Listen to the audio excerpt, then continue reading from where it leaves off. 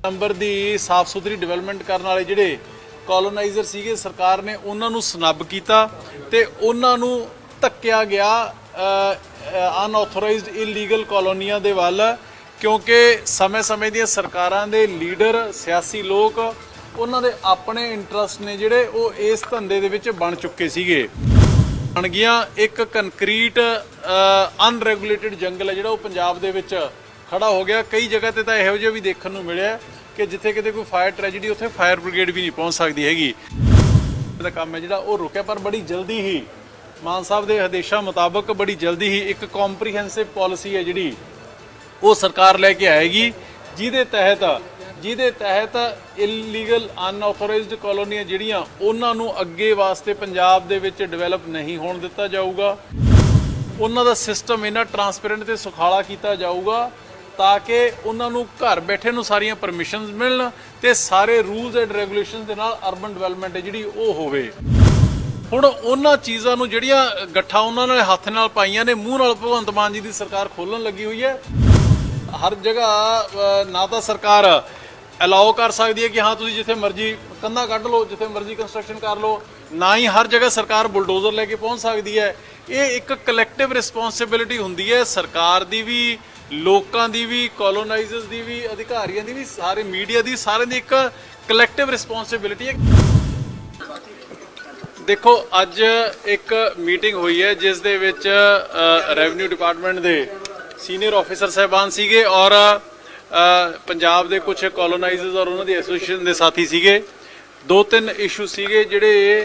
रजिस्ट्रियां रुकियां पईयां ने एक तो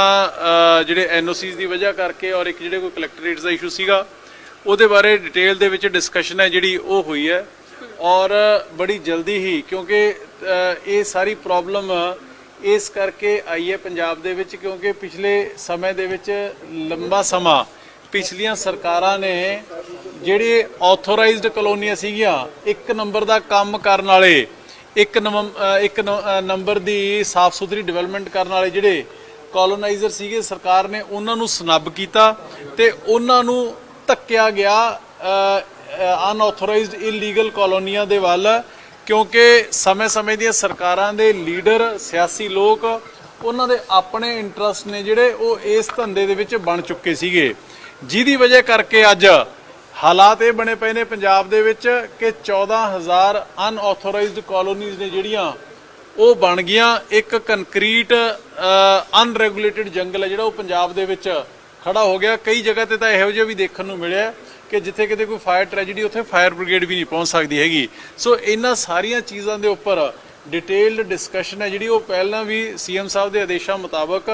ਪਹਿਲਾਂ ਵੀ ਸਾਡੇ ਤਿੰਨੇ ਡਿਪਾਰਟਮੈਂਟ ਸਾਡਾ ਹਾਊਸਿੰਗ ਦਾ ਡਿਪਾਰਟਮੈਂਟ ਲੋਕਲ ਗਵਰਨਮੈਂਟ ਔਰ ਰੈਵਨਿਊ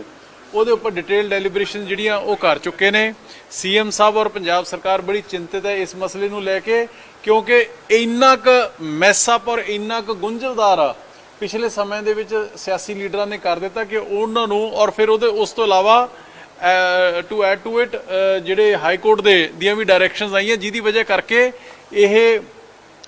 ਜਿਹੜਾ ਰਜਿਸਟਰੀਆਂ ਦਾ ਕੰਮ ਸੀਗਾ ਉਹ ਰੁਕਿਆ ਕਿਉਂਕਿ ਜੋ ਪਿਛਲੇ ਸਮੇਂ ਦੇ ਵਿੱਚ ਪਾਲਿਸੀਜ਼ ਆਈਆਂ ਉਹ ਸਿੱਧਮ ਸਿੱਧਾ ਪਾਪਰਾ ਐਕਟ 1995 ਦਾ ਉਹਦਾ ਸਿੱਧਮ ਸਿੱਧਾ ਉਲੰਘਣਾ ਸੀਗਾ ਜਿਹਦੀ ਵਜ੍ਹਾ ਕਰਕੇ ਪੰਜਾਬ ਸਰਕਾਰ ਨੂੰ ਭਗਵੰਤ ਮਾਨ ਜੀ ਦੀ ਸਰਕਾਰ ਨੂੰ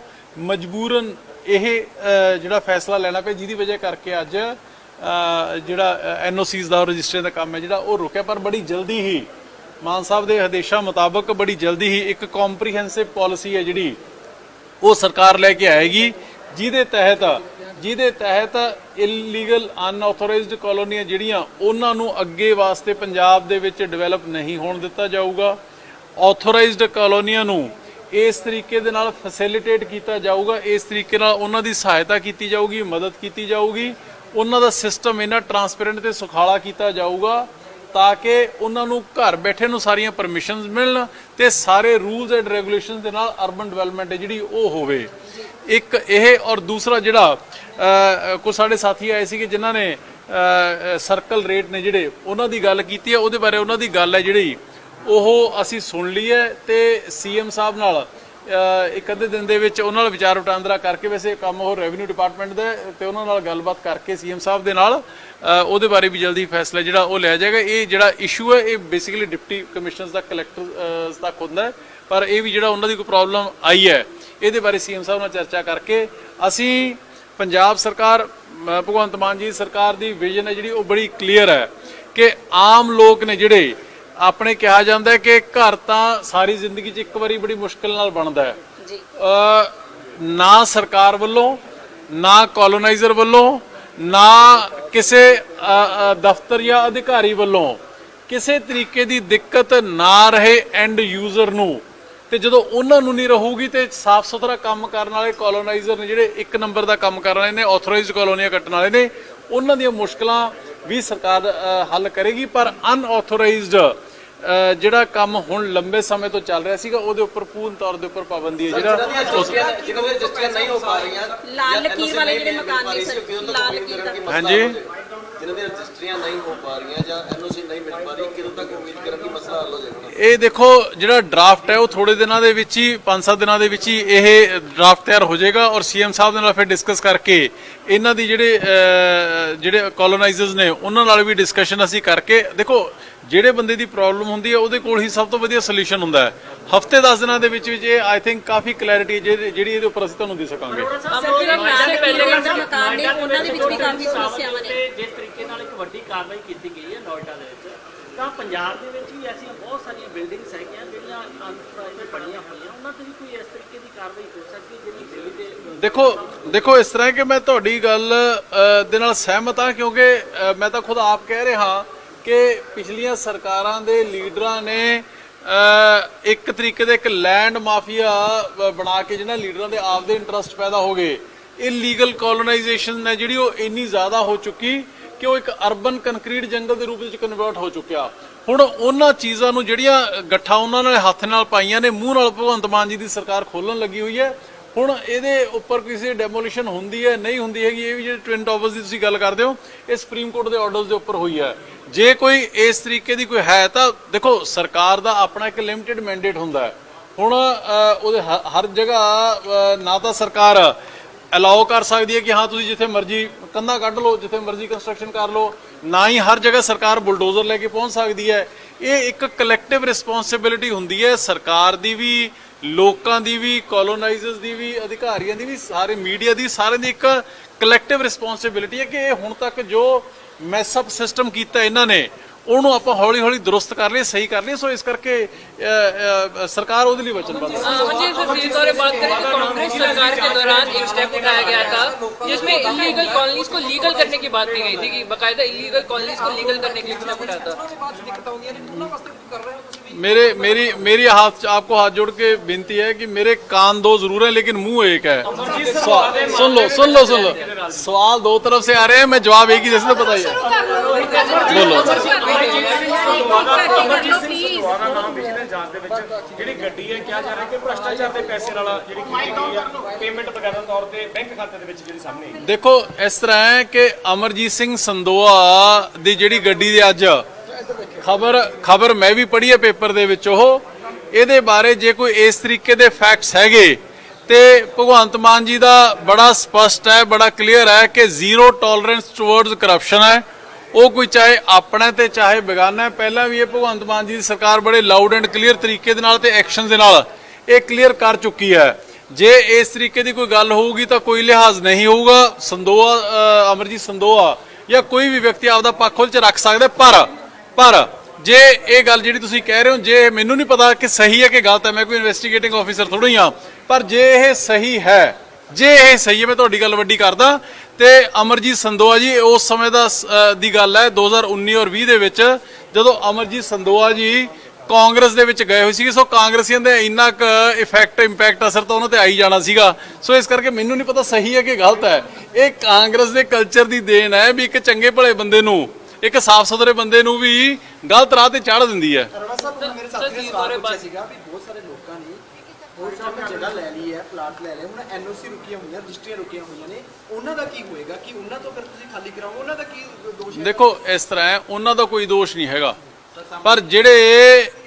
ਲੋਕਾਂ ਨੇ ਗਲਤ ਕੰਸਟਰਕਸ਼ਨਾਂ ਕੀਤੀਆਂ ਨੇ, ਇਲੀਗਲ ਕਾਲੋਨੀਜ਼ ਕੱਟੀਆਂ ਨੇ, ਚਾਹੇ ਉਹ 'ਚ ਕੋਈ ਬਿਲਡਰ ਇਨਵੋਲਡ ਹੈ, ਚਾਹੇ ਉਹ 'ਚ ਕੋਈ ਅਫਸਰ ਇਨਵੋਲਡ ਹੈ, ਚਾਹੇ ਉਹ 'ਚ ਕੋਈ ਪੋਲੀਟੀਕਲ ਬੰਦਾ ਇਨਵੋਲਡ ਹੈ। ਆਫਟਰ ਆਲ ਕਿਸੇ ਨਾ ਕਿਸੇ ਦੀ ਅਕਾਊਂਟੇਬਿਲਿਟੀ ਤਾਂ ਬਣਦੀ ਹੈ ਨਾ ਜੀ, ਕਿਸੇ ਨਾ ਕਿਸੇ ਦੀ ਅਕਾਊਂਟੇਬਿਲਿਟੀ ਤਾਂ ਫਿਕਸ ਕਰਨੀ ਪਊਗੀ। ਖਾਲੀ ਕਰਾਵਾਂਗੇ ਨਹੀਂ ਕਰਾਵਾਂਗੇ, ਦੇਖੋ ਇਹ ਚੀਜ਼ਾਂ ਇੰਪ੍ਰੈਕਟੀਕਲ ਹੁੰਦੀਆਂ ਨੇ, ਇਹ ਚੀਜ਼ਾਂ ਹਾਈਪੋਥੈਟੀਕਲ ਹੁੰਦੀਆਂ ਨੇ। ਮੈਂ ਤਾਂ ਇਹ ਕਹਿਣਾ ਵੀ ਇੱਕ ਸਿਸਟਮ ਜਿਹੜਾ ਗੰਧਲਾ ਹੋ ਚੁੱਕਿਆ ਉਹਨੂੰ ਹੀ ਦੁਰਸਤ ਕਰ ਲਈ, ਇਹੀ ਬਹੁਤ ਵੱਡੀ ਗੱਲ ਹੋਊਗੀ। ਕਮਲ ਜੀ, ਪਿਛਲੇ ਲੰਬੇ ਸਮੇਂ ਤੋਂ ਜਿਹੜੇ ਜੱਦੀ ਪੁਸ਼ਤੀ ਮਕਾਨ ਆ ਨਾ, ਲੋਕਾਂ ਦੇ ਜੱਦੀ ਪੁਸ਼ਤੀ ਮਕਾਨ ਨੇ ਜਿਹੜੇ ਲੰਬੇ ਸਮੇਂ ਤੋਂ ਰਹਿ ਰਹੇ ਨੇ ਲਾਲ ਲਕੀਰ ਦੇ ਅੰਦਰ ਨੇ, ਉਹਨਾਂ ਦੀਆਂ ਵੀ ਜਿਹੜੀਆਂ ਰਜਿਸਟਰੀਆਂ ਰੁਕੀਆਂ ਹੋਈਆਂ ਨੇ, ਉਸ ਦੇ ਲਈ ਕੋਈ ਮੈਡਮ ਸਮਝੋ ਗੱਲ ਨੂੰ, ਮੈਂ ਤੁਹਾਨੂੰ ਦੱਸ ਕੇ ਹਟਿਆ ਕਿ ਰਜਿਸਟਰੀਆਂ ਨੇ ਜਿਹੜੀਆਂ ਇਹ ਭਗਵੰਤ ਮਾਨ ਜੀ ਦੀ ਸਰਕਾਰ ਨੇ ਨਹੀਂ ਰੋਕੀਆਂ। ਇਹ ਕੋਰਟ ਦੇ ਵਿੱਚ ਇੱਕ ਕੇਸ ਹੋਇਆ ਜਿਹਦੇ ਵਿੱਚ ਹਾਈ ਕੋਰਟ ਨੇ ਕਿਹਾ ਕਿ ਇੱਕ ਪਾਸੇ ਤਾਂ ਤੁਸੀਂ ਪਾਪਰਾ ਐਕਟ 1995 ਦਾ ਬਣਾ ਰੱਖਿਆ ਹੈ, ਦੂਸਰੇ ਪਾਸੇ ਤੁਸੀਂ ਹਰ 2 ਸਾਲ 3 ਸਾਲ ਬਾਅਦ ਜਦੋਂ ਨੋਟਾਂ ਦੀ ਤੇ ਵੋਟਾਂ ਦੀ ਪੁਰਾਣੇ ਸਮੇਂ ਦੀਆਂ ਸਰਕਾਰਾਂ ਨੂੰ ਤੇ ਲੀਡਰਾਂ ਨੂੰ ਲੋੜ ਹੁੰਦੀ ਸੀਗੀ, ਉਦੋਂ ਰੈਗੂਲਰਾਈਜੇਸ਼ਨ ਪਾਲਿਸੀ ਲਿਆਉਂਦੇ ਸੀਗੇ ਤੇ ਜਿੰਨੀਆਂ ਇਲੀਗਲ ਕੰਸਟਰਕਸ਼ਨਾਂ ਹੁੰਦੀਆਂ ਸੀਗੀਆਂ ਉਹ ਸਾਰਿਆਂ ਨੂੰ ਤੁਸੀਂ ਰੈਗੂਲਰਾਈਜ਼ ਕਰ ਦਿੰਦੇ ਸੀਗੇ। ਕੋਰਟ ਨੇ ਕਿਹਾ ਕਿ ਇੱਕ ਪਾਸੇ ਤੁਸੀਂ ਕਾਨੂੰਨ ਬਣਾ ਰੱਖਿਆ ਤੇ ਦੂਜੇ ਪਾਸੇ ਤੁਸੀਂ ਰੈਗੂਲਰਾਈਜੇਸ਼ਨ ਦੇ ਨਾਂ ਤੇ ਕਾਨੂੰਨ ਦੀਆਂ ਧੱਜੀਆਂ ਉਡਾ ਰਹੇ ਹੋ। ਉਸ ਚੱਕਰ ਦੇ ਵਿੱਚ ਪੰਜਾਬ ਸਰਕਾਰ ਦੇ 2 ਜਿਹੜੇ ਪ੍ਰਿੰਸੀਪਲ ਸੈਕਟਰੀ ਸਾਹਿਬਾਨ ਨੇ, ਉਹਨਾਂ ਨੂੰ ਐਫੀਡੇਵਿਟ ਦੇਣਾ ਪਿਆ ਕਿ ਅਸੀਂ ਇਹ ਇਲੀਗਲ ਕੰਸਟਰਕਸ਼ਨ ਨਹੀਂ ਅਲਾਉ ਕਰਾਂਗੇ, ਜਿਹਦੀ ਵਜ੍ਹਾ ਕਰਕੇ ਕੰਮ ਰੋਕਿਆ ਪਿਆ। ਹੁਣ ਉਹ ਜਿਹੜਾ ਰੁਕ ਗਿਆ, ਜਿਹੜੀ ਗੱਠ ਪੈ ਗਈ, ਉਹਨੂੰ ਖੋਲਣ ਦੇ ਵਿੱਚ ਸਰਕਾਰ ਪੂਰਾ ਸਵੇਰ ਤੋਂ ਸ਼ਾਮ ਤੱਕ ਲੱਗੀ ਹੋਈ ਹੈ। ਅਸੀਂ ਮੱਥਾ ਪਿੱਛੇ ਜਿਹੜੀ ਕਰ ਰਹੇ ਹਾਂ, ਹਰੇਕ ਸਟੇਕ ਹੋਲਡਰ ਦੇ ਨਾਲ ਗੱਲਬਾਤ ਕਰ ਰਹੇ ਹਾਂ, ਉਹ ਗੱਠ ਨੂੰ ਖੋਲਣ ਦੇ ਵਿੱਚ ਥੋੜਾ ਸਮਾਂ ਲੱਗੂਗਾ। ਠੀਕ ਹੈ ਸਰ, ਤੁਹਾਡੀ ਇਮਤਿਆਜ਼ ਅਲੀ ਦੇ ਨਾਲ ਮੁਲਾਕਾਤ ਹੋਈ ਹੈ, ਕਿਸ ਬਾਰੇ ਹੋਈ ਤੇ ਕੀ ਕੁਛ ਹੈ? ਦੇਖੋ ਇਸ ਤਰ੍ਹਾਂ ਹੈ ਕਿ ਇਮਤਿਆਜ਼ ਅਲੀ ਜੀ, ਉਹਨਾਂ ਦਾ ਆਪਣੇ ਫੀਲਡ ਦੇ ਵਿੱਚ, ਬਾਲੀਵੁੱਡ ਦੇ ਵਿੱਚ, ਫਿਲਮ ਇੰਡਸਟਰੀ ਦੇ ਵਿੱਚ as a writer, as a director ਉਹਨਾਂ ਦਾ ਬਹੁਤ ਵੱਡਾ ਨਾਮ ਹੈ। ਉਹਨਾਂ ਨੇ ਬੜੀਆਂ ਕਾਮਯਾਬ ਫਿਲਮਾਂ ਨੇ ਜਿਹੜੀਆਂ ਉਹ ਦਿੱਤੀਆਂ ਨੇ। ਉਹਨਾਂ ਦੇ ਨਾਲ ਉਹ ਵੈਸੇ ਕਾਲ ਔਨ ਕਰਨ ਦੇ ਲਈ ਆਏ ਸੀਗੇ ਔਰ ਉਹਨਾਂ ਦੇ ਨਾਲ ਡਿਸਕਸ਼ਨ ਕਿ ਕਿਵੇਂ ਪੰਜਾਬ ਜਿਹੜਾ ਕਿ ਕਲਚਰਲੀ ਬਹੁਤ ਮਜ਼ਬੂਤ ਔਰ ਵਧੀਆ ਸੂਬਾ ਹੈ, ਜਿੱਥੋਂ ਦੇ ਕਲਚਰ ਦੇ ਵਿੱਚ ਬੜੀ ਵਾਈਬ੍ਰੈਂਸੀ ਹੈ, ਕਿਸ ਤਰੀਕੇ ਦੇ ਨਾਲ ਜਿਹੜਾ ਇੰਡਸਟਰੀ ਦਾ, ਫਿਲਮ ਇੰਡਸਟਰੀ ਦਾ ਔਰ ਕਲਚਰ ਨੂੰ ਕਿਸ ਤਰੀਕੇ ਨਾਲ ਪ੍ਰਮੋਟ ਕਰਿਆ ਜਾਵੇ ਪੰਜਾਬ ਦੇ ਵਿੱਚ, ਜਿਹਦੇ ਨਾਲ ਅੱਜ ਪੰਜਾਬੀ ਗਾਣੇ ਨੇ ਜਿਹੜਾ ਬਣਦੇ ਇੱਥੇ ਨੇ ਪਰ ਉਹ ਤੁਸੀਂ ਦੁਨੀਆ ਭਰ ਦੇ ਕਲੱਬਾਂ ਦੇ ਵਿੱਚ ਉਹ ਗੂੰਜਦੇ ਨੇ। ਸੋ ਇਸ ਕਰਕੇ ਇਸ ਚੀਜ਼ ਨੂੰ, ਕਿਉਂਕਿ ਭਗਵੰਤ ਮਾਨ ਜੀ ਖੁਦ ਆਪ ਕਲਚਰ ਨੂੰ ਬਹੁਤ ਜ਼ਿਆਦਾ ਪਿਆਰ ਔਰ ਪ੍ਰਮੋਟ ਕਰਦੇ ਨੇ, ਉਹਨਾਂ ਦਾ ਖੁਦ ਦਾ ਬੈਕਗ੍ਰਾਉਂਡ ਹੈ ਜਿਹੜਾ ਉਹ ਕਣ ਹੈ ਜਿਹੜਾ ਉਹ ਕਲਚਰ ਦੇ ਨਾਲ ਜੁੜਿਆ ਹੋਇਆ। ਸੋ ਇਸ ਕਰਕੇ ਉਹਨੂੰ ਕਿਵੇਂ ਪ੍ਰਮੋਟ ਕੀਤਾ ਜਾ ਸਕਦਾ ਪੰਜਾਬ ਨੂੰ, ਜਿਹਦੇ 'ਚ ਐਮਪਲੋਇਮੈਂਟ ਜਨਰੇਸ਼ਨ ਵੀ ਹੋਣੀ ਹੈ, ਰੈਵਨਿਊ ਜਨਰੇਸ਼ਨ ਵੀ ਹੋਣਾ ਹੈ, ਉਹਦੇ ਬਾਰੇ ਡਿਸਕਸ਼ਨ ਜਿਹੜੀਆਂ ਹੋਈਆਂ ਨੇ ਤੇ ਆਉਣ ਵਾਲੇ ਸਮੇਂ 'ਚ ਹੋਰ ਡਿਸਕਸ਼ਨ ਜਿਹੜੀਆਂ ਉਹ ਸੀਐਮ ਸਾਹਿਬ ਦੇ ਨਾਲ ਵੀ ਹੋਣਗੀਆਂ। ਹੁਣ ਤੁਸੀਂ ਦੇਖ ਸਕਦੇ ਹੋ ਗਲੋਬਲ ਪੰਜਾਬ ਟੀਵੀ ਨੂੰ ਡਾਊਨਲੋਡ ਕਰੋ ਸਾਡੀ ਐਪ ਐਂਡਰੋਇਡ ਜਾਂ iOS ਤੇ ਫ੍ਰੀ ਵਿੱਚ, roku ਅਤੇ Amazon Fire TV ਤੇ ਜਾਂ Apple TV ਤੇ ਨਾਲ ਹੀ ਦੇਖ ਸਕਦੇ ਹੋ ਲਾਈਵ ਸਟ੍ਰੀਮਿੰਗ www.globalpunjabtv.com ਤੇ।